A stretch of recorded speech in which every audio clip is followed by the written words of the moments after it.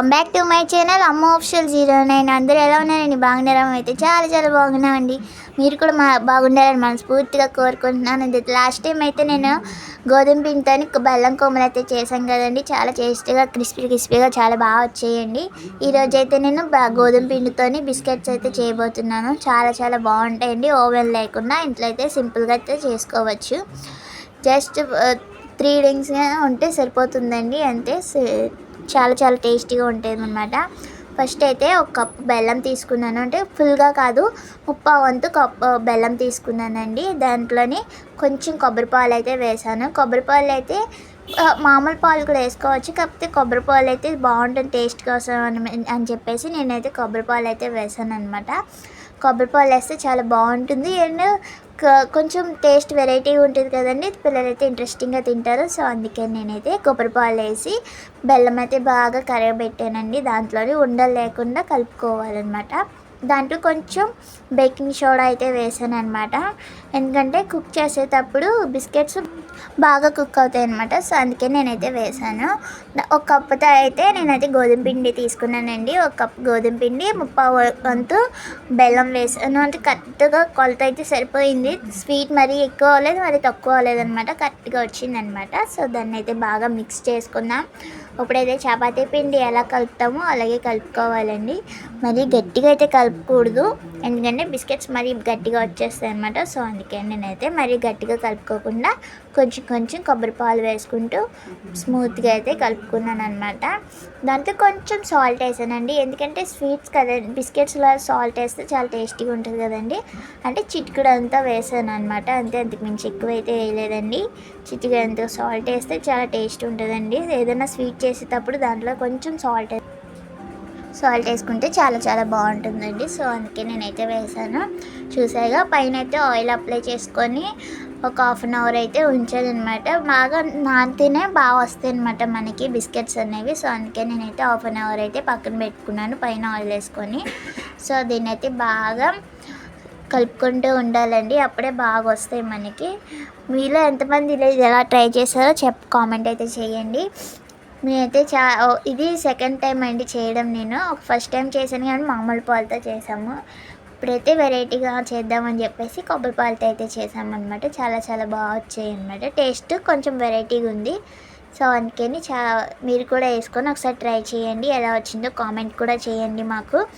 So చూసారుగా 1/2 hour నానాక చాలా స్మూత్గా వచ్చింది. ఆయిల్ అప్లై చేసుకుంటూ దీన్ని అయితే ఇప్పుడు మనం బిస్కెట్స్ కట్ చేసుకునే విధంగా చపాతీ పిండి, మనం చపాతీ ఎలా ఒత్తుకుంటామో అలా ఒత్తుకోవడానికి చేస్తున్నాను అనమాట. సో అలా ఉండలు కొంచెం పిండి అయితే విడివిడిగా తీసుకోండి. 3 pieces కింద అయితే నేను తీసుకున్నాను అనమాట. మనకి సింపుల్గా కట్ చేసుకోవడానికి కూడా అవుతుంది కాబట్టి దీన్ని అయితే కట్ చేసుకుంటున్నాము. ఇప్పుడు మనం చూసేయండి, చేతికి ఆయిల్ అప్లై చేసుకుంటూ చేయండి, ఎందుకంటే అది మళ్ళీ ఆరిపోతే బాగుండవు అనమాట. బిస్కెట్స్కి ఎప్పుడు కూడా డ్రై అవ్వకూడదు. సో అందుకే నేనైతే ఎక్కువ ఆయిల్ అయితే అప్లై చేసుకుంటూ ఉన్నాను మధ్యలోని.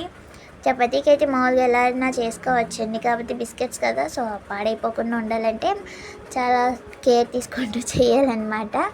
టేస్టీగా ఉండాలంటే మరి ఆ మాత్రం చేయాలి కదండి.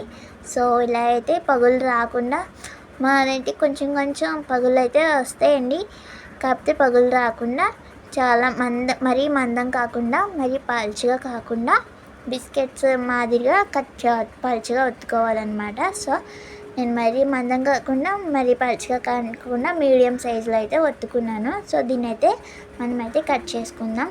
చందమామలకు కూడా కట్ చేసుకోవచ్చండి. నేనైతే మా దగ్గర డిజైన్గా ఒక గిన్నె ఉందన్నమాట, చిన్న గిన్నె. నేను దాంతో అయితే కట్ చేశాను అనమాట.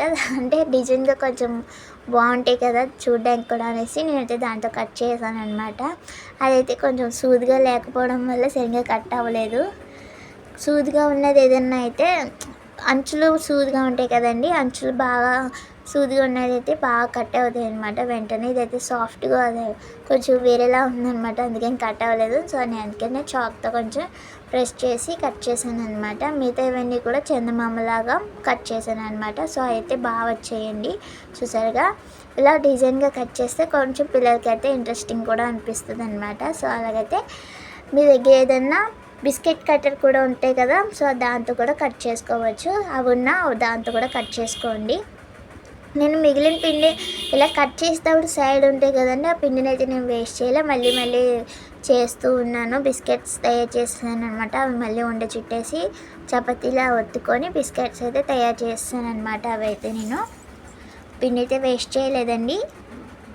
ఇవైతే ఓవెన్లో కూడా కుక్ చేయొచ్చు, కాకపోతే నేను ఓవెన్ కాకుండా మామూలుగా కుక్ చేశాను అనమాట. చూపిస్తాను మీకు.